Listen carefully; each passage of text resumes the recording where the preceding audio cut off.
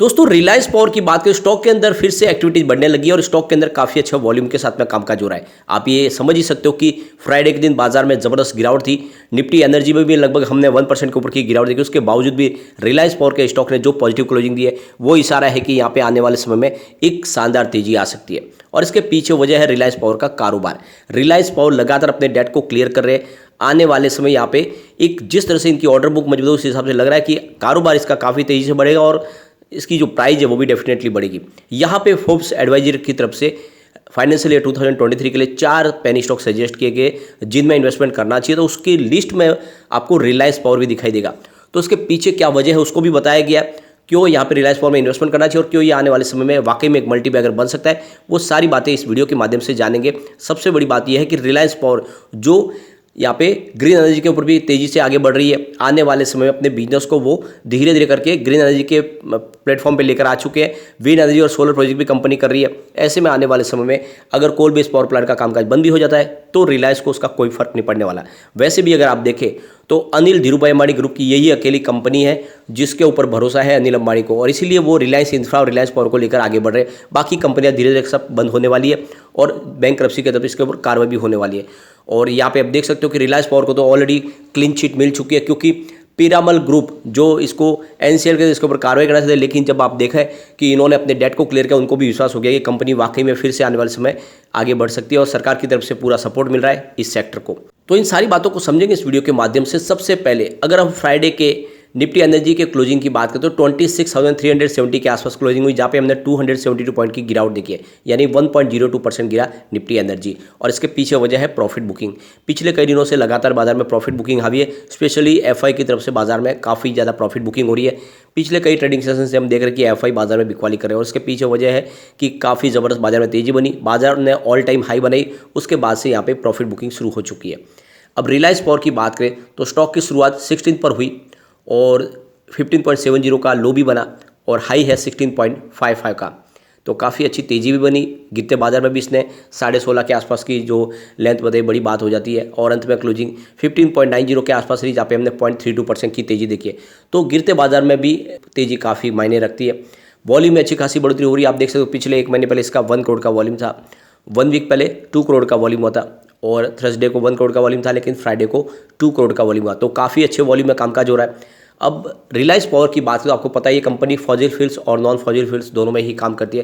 Company का electricity distribution का कामकाज, इसके अलावा company wind energy, solar energy, hydro power और यहाँ पे थर्मल पावर प्लांट के ऊपर काम करने वाली कंपनी है। काफ़ी शानदार इनके प्रोजेक्ट है और इंडिया के अलावा भी कुछ इनके प्रोजेक्ट है जो अभी इस समय काफ़ी एक्टिव मोड में है और आने वाले समय इनकी ऑर्डर बुक भी काफ़ी मजबूत है। तो तेज़ी के साथ रिलायंस पावर का स्टॉक आगे बढ़ सकता है। और आपको पता ही होगा पिछले दिनों इसने स्टॉक ने एक बहुत बड़ी उछाल लगाई थी जब 11-12 रुपीज़ का स्टॉक 25 तक चला गया था, जब वर्दे पार्टनर्स है यहाँ पे एक बड़े इन्वेस्टमेंट की घोषणा की थी कि यहाँ पे वो निवेश करेंगे और उसके बदले में इक्विटी लेंगे। उसके बाद में यहाँ पे स्टॉक में हमने ज़बरदस्त तेज़ी देखी, पिछले 1 महीने में ही स्टॉक डबल हो गया था। अब यहाँ पे एक जो बड़ी अपडेट निकल के आ रही है, फोर्ब्स एडवाइजर की तरफ से 4 पेनी स्टॉक सजेस्ट किए फाइनेंशियल ईयर 2023 के लिए। अब इन 4 स्टॉक में देखें तो सबसे ऊपर है यस बैंक। यस बैंक में निवेश की सलाह दी गई और इस यस बैंक में इन्वेस्टमेंट के पीछे 2 बड़ी वजह। एक तो आप देख सकते हो कि कार्लाइल और एडवेंटर यहाँ पे बहुत बड़ा इन्वेस्टमेंट करने जा रहे हैं। 2 इन्वेस्टमेंट फंड है फॉरेन के जो यहाँ पे करीब 9,000 करोड़ का बड़ा इन्वेस्टमेंट करेंगे और इसके बदले में 9.99% की स्टेक लेने वाले दोनों। तो आप समझ सकते हो इसकी वजह से पॉजिटिव माहौल बना। दूसरी तरफ से अगर आप देखें तो 48,000 करोड़ का जो बैड एनपीए है यस बैंक का वो भी क्लियर होने वाला है जेसी फ्लावर्स के माध्यम से। तो पूरी तरह से सारे टेंशन से बाहर निकलने वाली है यस बैंक और इसीलिए आने वाले समय यस बैंक में एक ज़बरदस्त तेजी आ सकती है। तो यस बैंक को यहाँ पे निवेश की सलाह दी गई है। अब यहाँ पे अगर अब दूसरे स्टॉक की बात करें तो वो है सुजलॉन एनर्जी। सुजलॉन एनर्जी में भी इन्वेस्टमेंट की सलाह दी जा रही है। सुजलॉन एनर्जी आने वाले समय में काफ़ी तेज़ी से आगे बढ़ सकता है। सुजलॉन एनर्जी क्वार्टर 2 में 56.47 करोड़ का प्रॉफिट बताया, जबकि पिछले साल सेम क्वार्टर में 13.34 करोड़ का कंपनी को लॉस था। और आप देख सकते हो कि काफ़ी शानदार इनकी ऑर्डर बुक है। यहाँ पे अदानी ग्रीन की तरफ से इनको काफ़ी बड़ा ऑर्डर मिला है। इसके अलावा यहाँ पे देख सकते हो आदित्य बिरला ग्रुप की तरफ से भी इनको ऑर्डर मिला है। लगातार ऑर्डर काफ़ी मजबूती के साथ इनके साथ बने हुए। इसके अलावा कंपनी अपने डेट को कम कर रही है लगातार और अपने सेक्टर में ये लीडर है। दूसरी तरफ अगर आप देखें तो कंपनी ने अपना राइट इशू लाया था जो सक्सेस हो गया और उसकी वजह से भी इनको काफ़ी बड़ी रकम मिली है और उसको भी पूरा डेट को क्लियर करने में लगाया जाएगा। इसके अलावा सरकार की तरफ से भी पूरा सहयोग मिल रहा है। पिछले दिनों उनको बेल आउट पैकेज दिया गया था। सुजलॉन के ऊपर जो भी बैंकों का कर्ज था वो सारा का सारा सरकारी 2 पावर फाइनेंस की कंपनियों ने अपने ऊपर ओढ़ लिया है और एक तरह से राहत दी गई है सुजलॉन को। इसीलिए आने वाले समय सुजलॉन तेजी से बढ़ता हुआ स्टॉक दिखाई दे रहा है और निवेश की सलाह दी गई है। इसके अलावा जो तीसरा स्टॉक है वो है south Indian bank. South Indian bank काफ़ी तेजी से बढ़ रहा है। पिछले कई दिनों से स्टॉक बिल्कुल साइलेंट मोड में था, लेकिन अभी यहाँ पे एक्टिविटी बढ़ने लगी है और आप देख सकते हो कंपनी का जो NPA है उसमें काफ़ी ज़्यादा रिकवरी देखने को मिल रही है और साथ में काफ़ी अच्छे रिजल्ट देखने को मिल रहे हैं। और जिस तरह से ये रिकवरी हो रही है और जिस तरह से रिजल्ट सामने अच्छे निकल के आ रहे हैं, उस हिसाब से यहाँ पे खरीदारी की सलाह दी जा रही है कि आपको साउथ इंडियन बैंक में निवेश करना चाहिए। स्टॉक वाकई में मल्टीबैगर बन सकता है। अब जो चौथा स्टॉक है वो है रिलायंस पावर। अब रिलायंस पावर की बात करें तो रिलायंस पावर ने इस बार लॉस बताया था, देख सकते हो कि करीब 303.91 करोड़ रुपीज़ का। लेकिन कंपनी सबसे बड़ी बात है कि इन्होंने अपना 390 करोड़ रुपीज़ का पूरा पेमेंट है उसको भी रीपे किया है, यानी डेट को क्लियर किया है और लगातार अपने डेट को क्लियर कर रहे हैं। और आने वाले समय अगर आप देखें तो कंपनी 105 करोड़ रुपीज़ का अपना जो डेट है वो भी क्लियर करने वाले फाइनेंशियल 2023 तक। और आने वाले समय कंपनी ने करीब 1000 करोड़ रुपीज़ का और एक बड़ी रकम भी रेज की है।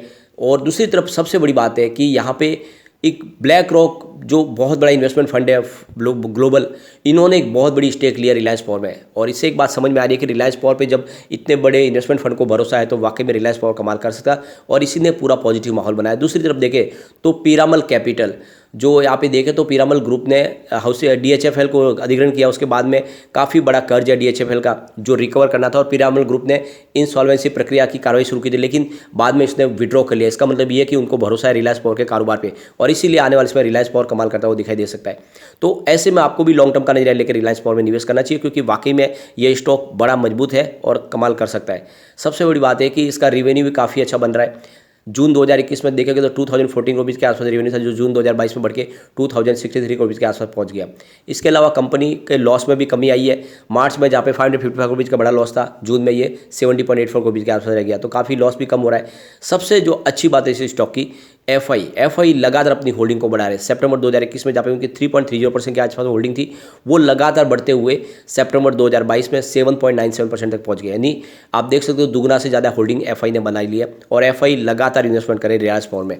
तो FI अगर इन्वेस्टमेंट करे तो आप ये समझ ही सकते हो कि ये स्टॉक वाकई में आने वाले समय एक बड़ा मल्टीबैगर बन सकता है। इसके अलावा अगर हम बात करें DI की, तो DI ने भी अपनी होल्डिंग को बढ़ाया है। सितंबर 2021 में जहाँ पे उनकी 3.51% के आसपास होल्डिंग थी, वो सितंबर 2022 में बढ़ के 3.53% होगी, यानी DI की होल्डिंग भी बढ़ी है। लेकिन जो शेयर कम हुए वो है जनरल पब्लिक के।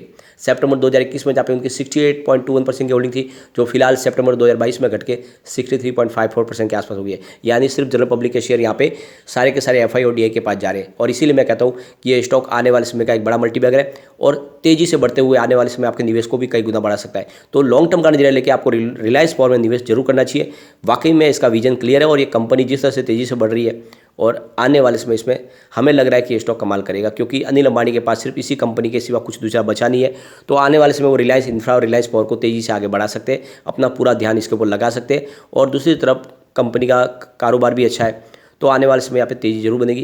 तो नजरिया लॉन्ग टर्म का लेके आपको निवेश जरूर करना चाहिए। लेकिन फ्रेंड, कोई भी इन्वेस्टमेंट करने से पहले अपने फाइनेंशियल एडवाइजर से बारे ले ले या अपना खुद का रिसर्च करें, क्योंकि मैंने वीडियो आपके एजुकेशनल पर्पज़ के लिए ही बनाया। वीडियो पसंद आए तो लाइक शेयर जरूर कीजिए और चैनल को सब्सक्राइब कर दीजिए। Thank you friend.